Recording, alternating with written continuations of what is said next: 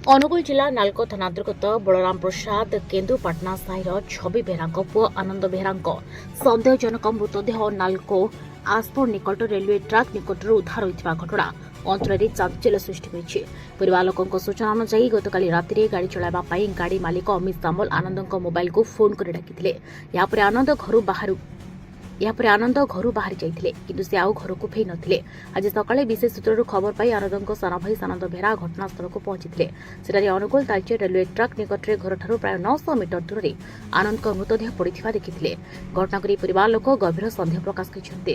ସାନନ୍ଦ ବେହେରା ଅଭିଯୋଗ କରି କହିଛନ୍ତି ଯେ ତାଙ୍କ ଭାଇଙ୍କୁ ଯୋଜନାବଦ୍ଧ ଭାବରେ ହତ୍ୟା କରାଯାଇଥିବା ସନ୍ଦେହ କରିଛନ୍ତି। ଖବର ପାଇ ନାଲକୋ ପୁଲିସ, ରେଲୱେ ପୁଲିସ ଘଟଣାସ୍ଥଳରେ ପହଞ୍ଚି ମୃତଦେହକୁ ଜବତ କରି ତଦନ୍ତ ଆରମ୍ଭ କରିଛି। ବ୍ୟୁରୋ ରିପୋର୍ଟ, ଦମନ ଟିଭି ଲାଇଭ୍।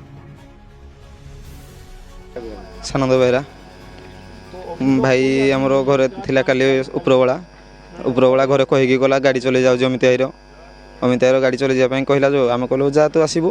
ଏଠୁ ଅମିତ ଭାଇ ଆମକୁ ରାତିରେ ଘର ମୋବାଇଲକୁ କଲ୍ କଲେ। ସେ କହିଲେ ଆନନ୍ଦ ଆଜି ଆମ ଘରେ ରହିବ। ସେ ରହିକି ଏଠି ରାତିରେ ଖାଇ ପିଇକି ରାତିରେ ଆମର ମାଟି ଟଣା ହେବ। ମାଟି ଟାଣିବା ପରେ ସେ ସକାଳ ପାଇଲେ ଘରକୁ ଯିବ। ଆଉ ଯେତେବେଳେ ସକାଳ ପାଇଲା ଆମ ଘରକୁ ବି ସେ ଆସିନଥିଲା ଭାଇ।